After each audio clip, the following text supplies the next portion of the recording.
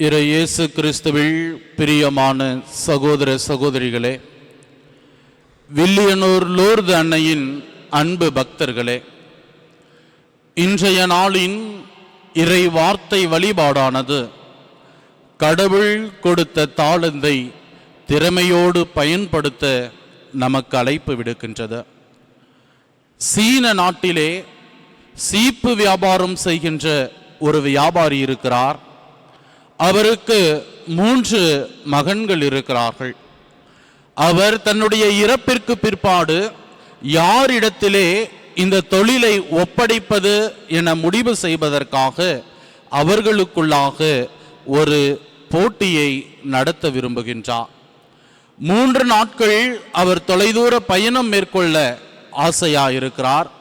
ஆதலால் தன்னுடைய 3 மகன்களையும் அழைத்து, இவ்வாறு 3 நாட்கள் நான் வெளியில் செல்கிறேன், உங்களிடத்திலே ஒரு மூட்டை நிறைய சீப்புகளை தருகிறேன். யார் அதிகமான சீப்புகளை விற்கிறீர்களோ அவர்களுக்கு என்னுடைய தொழிலுடைய அதிபதியாக மாற்றுவேன் என்கிற ஒரு செய்தியையும் கொடுக்கிறார். அவரும் ஒரு மூட்டை சீப்பை ஒவ்வொரு மகன்களிடத்திலும் கொடுத்துவிட்டு பயணத்தை துவங்குகிறார். அதிலும் அவர் அவர்களுக்கு குறிப்பிட்டது, அவர்கள் வாழ்கிற இடத்திற்கு பக்கத்தில் உள்ள புத்த மடத்தில் சென்று சீப்புகளை விற்க வேண்டும் என்பது விதியாக இருக்கிறது. அந்த 3 மகன்களுக்கும் ஒரே குழப்பம். புத்த மடத்தில் உள்ள துறவிகள் எல்லாம் மொட்டை அடித்திருப்பார்களே, அவர்களிடத்திலே நான் எப்படி சீப்பு விற்பது என்று ஒரு மனம் குழம்பிய நிலையிலேயே அவர்கள் சென்று கொண்டிருக்கிறார்கள். 3 நாட்கள் கடக்கிறது. 4வது நாள் தந்தை 3 மகன்களையும் அழைத்து யார் அதிகமான சீப்பை விற்றார்கள் என அறிந்து கொள்ள ஆவலாயிருக்கிறார். முதல் மகனை அழைக்கிறார். முதல் மகன் தந்தையிடம் வந்து, தந்தையே, நான் 2 சீப்பை மட்டுமே விற்றேன், நீ எப்படி விற்றாய் என்று தந்தை கேட்டபொழுது, இந்த சீப்பானது உங்களுக்கு முதுகு சொரிய பயன்படும் என்று சொன்னேன், அந்த இடத்திலே 2 சீப்பை வெற்றி கொண்டார்கள் என்றார். அவர் அடுத்தபடியாக 2வது மகனை அழைக்கிறார்.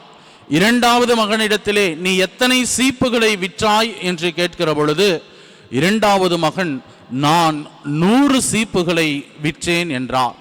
நீர் எப்படி 100 சீப்புகளை விற்றாய் என்று கேட்ட பொழுது, இந்த சீப்பிலே நீங்கள் உங்கள் மடத்தில் உள்ள ஓய்வறைகளில் வைத்தீர்கள் என்றால் மடத்திற்கு வருகிற பயணிகளும் மடத்திற்கு வருகிற விருந்தினர்களுக்கும் இந்த சீப்பு பயன்படும் என்று சொன்னேன், ஆதலால் 100 சீப்பை அவர்கள் பெற்று கொண்டார்கள் என்றார்.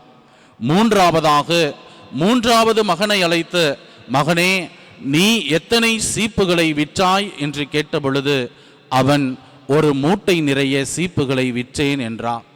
இதை ஆச்சரியத்துடன் பார்த்த அந்த தந்தை, நீ எப்படி ஒரு மூட்டை சீப்பை அங்கே விற்றாய் என்று கேட்ட பொழுது, நான் அந்த புத்த மத இல்ல தலைவரிடத்திலே சென்று, நீங்கள் இந்த சீப்பிலே உங்கள் மதத்தினுடைய இறை வசனங்களையும் உங்கள் மதத்தினுடைய வாழ்வியல் கோட்பாடுகளையும் இதில் பொறித்து தந்தீர்கள் என்றால், அல்லது சீப்பிலே உங்கள் மதத்தை பற்றிய குறிப்புகளை எழுதி தந்தீர்கள் என்றால், எளிதில் உங்களுடைய மதத்தினுடைய கோட்பாடுகளும் வாழ்வியல் முறைகளையும் இந்த மக்களுக்கு சென்று சேரும் என்று சொன்னேன். என்னிடம் இருந்த அனைத்தையுமே அவர்கள் பெற்று கொண்டார்கள் என்று சொன்னாராம். ஆம், இறை இயேசுவில் பிரியமான சகோதர சகோதரிகளே, மூவருக்குமே ஒரு மூட்டை சீப்பு கொடுத்ததை போல இறைவன் இவ்வுலகிலே தாம் படைத்த ஒவ்வொரு மனிதனுக்குமே நிறைவான திறமைகளாலும் தாளந்தினாலும் செல்வத்தினாலும் நம்மை நிறைத்திருக்கிறார். ஆனால் எந்த அளவில் நாம் நம்முடைய திறமையை பயன்படுத்துகிறோம் என்பதில்தான் வேறுபாடு இருக்கிறது. இன்றைய நாளினுடைய நற்செய்தி வாசகத்தை அடிப்படையாக வைத்து நான் 3 வாழ்வியல் பாடங்களை உங்களோடு பகிர்ந்து கொள்ள ஆசைப்படுகிறேன். முதலிலே, இறைவன் நம் அனைவருக்கும் தாளந்தை கொடுத்திருக்கிறார். இறைவன் ஒருவருக்கு 5, 2, 1 என்று கொடுத்ததை நாம் நற்செய்தி வாசகத்திலே வாசித்தோம்.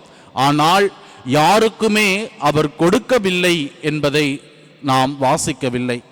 ஆகாவே இறைவன் நம் ஒவ்வொருவரையுமே தனிப்பட்ட திறமைகளால் நிறைத்திருக்கிறார்.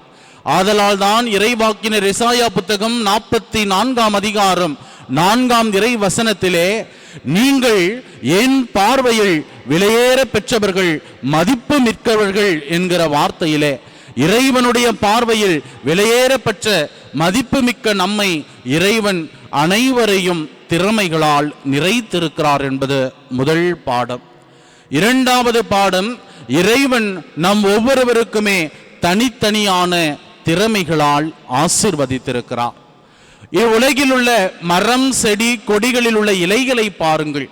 ஒவ்வொரு மரத்தினுடைய, செடியினுடைய, கொடியினுடைய இலைகளும் தனித்துவம் மிகுந்ததாய் இருக்கிறது.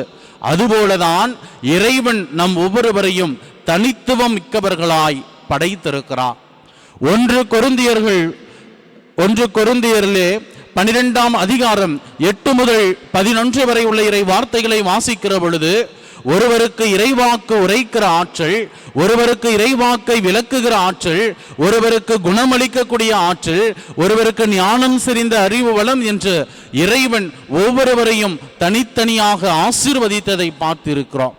ஆனால் பல நேரங்களிலே நம்முடைய தனித்துவத்தை நாம் உணராமல் இருப்பதினால்தான் நம்மிடையே கட்சி மனப்பான்மையும் பொறாமையும் போட்டிகளும் உருவாகின்றன.